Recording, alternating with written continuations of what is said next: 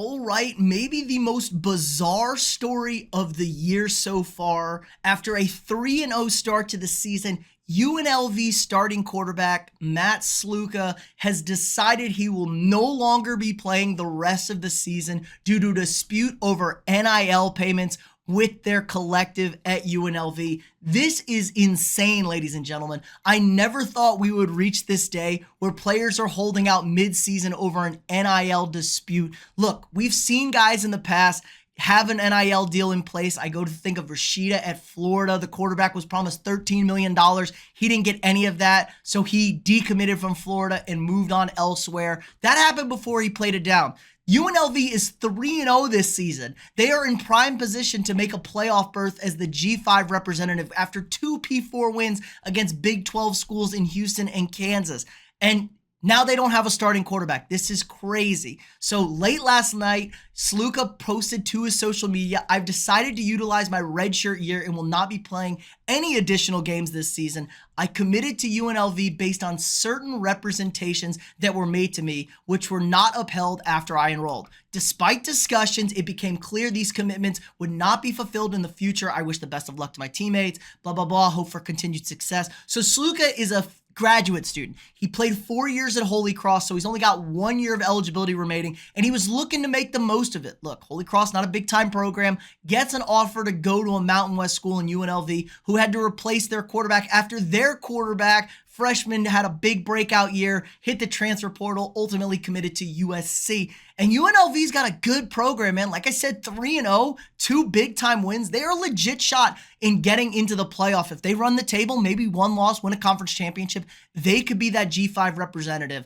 Well, now that's all over. So apparently, this is all alleged. It's he said, it's she said. We're going to try and break this down. Sluka said he was offered $100,000 by an assistant coach to come play for UNLV this past season. He hit the transfer portal, came in, said they was going to pay him $100,000 in NIL collectives, and it just never happened. So there was some reached out to his agent, Marcus Cromartie of Equity Sports, and basically said none of that was paid. None of that $100,000 was paid for him transferring there. They gave him $3,000 to help him move, but here's the big problem.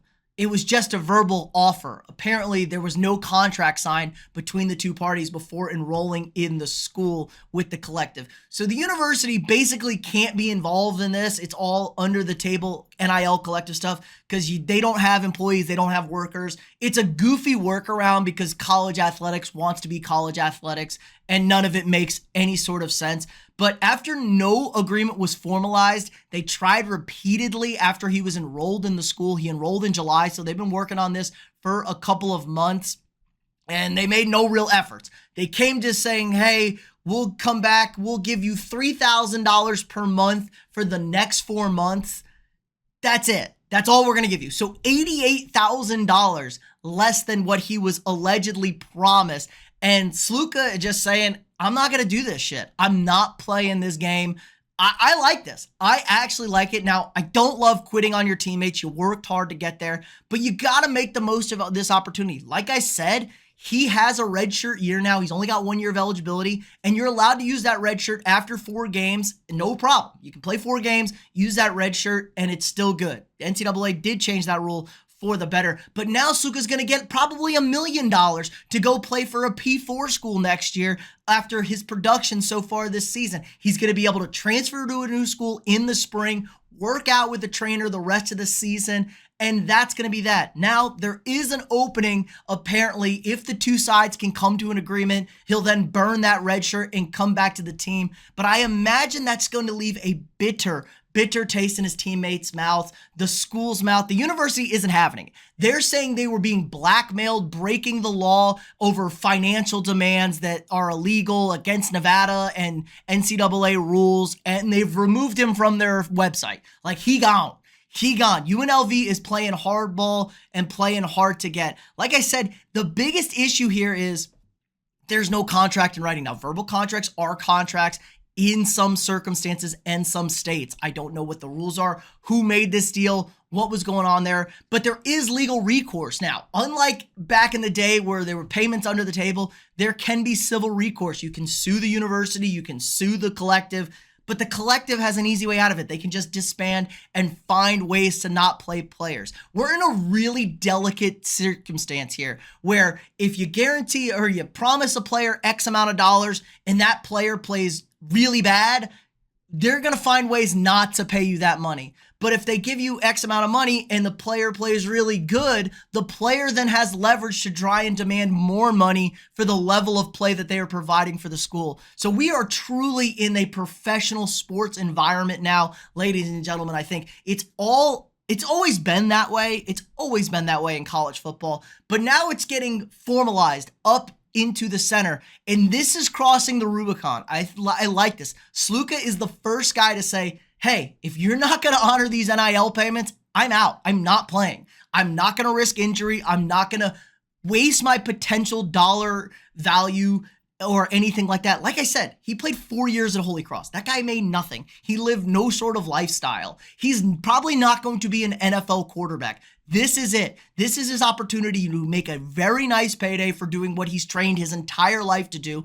And I don't blame him. I think every player has that right to do it because let's be real, college football has always been the minor league for professional football. There's no minor league system. There's no development league. There's only 53-man rosters in the NFL. It's a limited space. So why not? Colleges, athletic departments make hundreds and hundreds of millions of dollars. College football as a whole is a multi-billion-dollar a year industry. And why can everybody else get paid but these players? It's not fair. Everybody agrees with paying these players. I think people are getting to the point now that these are 18-year-old kids, 19-year-old kids. They're getting really pissed off that the kids are actually taking advantage to it. Now, I do agree. There are some issues there. Like, how is a coach supposed to coach a kid, yell at a kid who is making more money than him? It just gets weird, you know? The NFL doesn't have that. Everybody understands that's a business. But these are young men, and young men do act goofy. They do need discipline sometimes. They do need to be coached. And, I mean, when you're a big dog like that, you've been a big dog your entire life, it can really ruin your personality. And we've seen that. There's been a real drop in the quality of play in college football and the NFL over the last few seasons. And some are pointing to the kids they don't want to work hard. They don't want to practice. They can't get coached hard because coaches are afraid if they do that to a good player, he'll just transfer. He'll just hit the open transfer portal. He'll demand more money. He'll leave. It's just a really awkward situation for everybody. Now, I do think there are solutions to this. I think they need to rework the transfer portal. They got to rework coaches being able to bail on their school. You shouldn't be allowed to leave your school. If you're in a P4 school as a head coach, you should not be allowed to leave your school in a year. Like, you got to have contracts. You have to respect the contracts. You can fire coaches and pay them out, but it's just weird. You can't have this in the NFL. You can't have a head coach hired away from another team to the same position. It's just, you got to figure this out. It's not fair to the kids. It's not fair to anybody because we've created this world where it's like, well, to make it fair for the kids, they can just leave. Unlimited transfers, no punishments, no sit-outs. It's not fair. I shouldn't be able to have a guy who goes to Florida, gets paid $5 million to play at Florida. Florida sucks ass, and then he can instantly transfer to Georgia, make another $5 million, and play for the Bulldogs. They're in the same conference. Like, you just can't have that. I think you got to be able to leave conferences. You can't transfer into the same conference for no pay unless there's like really extenuating circumstances, like family issues. Like, if you're from Georgia and you go to play at Oklahoma, and then, there's a family issue, something happens, you want to get back to home, I think that's more acceptable. But now guys are like, my team sucks, I'm not getting enough playing time, I'm 19, I'm a sophomore, and I'm not starting right now. I need to transfer and get paid more.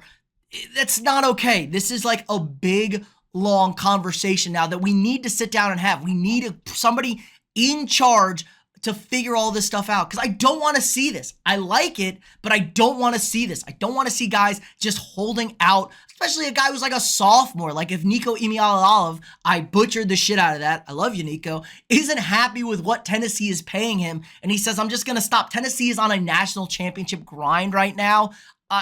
Imagine if that happened. Now, I don't think it would, because I think guys of NFL elite talent or caliber, guys who have dreams and real potential of playing in the NFL, aren't going to do that, because that's going to hurt their draft stock. It's really going to look bad to NFL GMs and teams, because NFL teams really don't play that shit. I mean, you've seen elite talents drop far in the draft for off the field nonsense. I mean, look at Spencer Rattler. I mean, he wasn't great in college, but teams were turned off about him in high school on a reality program, something that happened years ago. Jalen Carter has an off the field incident.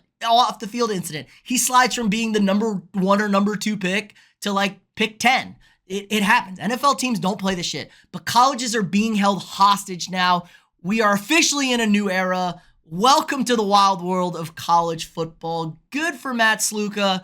I'm interested to see how we move forward from this and what changes we can expect. But let me know what you guys think in the comments below. Are you in favor of this? Are you vehemently against this? I really want to know y'all's take. What is an idea to fix college football as a whole? Because we got to pay the players, but we got to get rid of this transfer portal nonsense, keep it above board, because I think it is a minor league. It's semi-professional. Pay them. But let me know what you guys think if you have any ideas. If you haven't already, drop a quick like on this video, hit that thumbs up, subscribe to the channel. We got new sports content every single day for you guys. If you want to support the channel more, sign up for a channel membership. You get all sorts of cool access to exclusive perks, videos, things like that. And it helps support me, allows me to keep making this great content for you guys every single day. If you want to check out your favorite college team in person, or perhaps your favorite NFL team, or the MLB playoffs are on deck, check out SeatGeek.com. Use code afterthereview for $20 off your first purchase. That's SeatGeek after the review, $20 off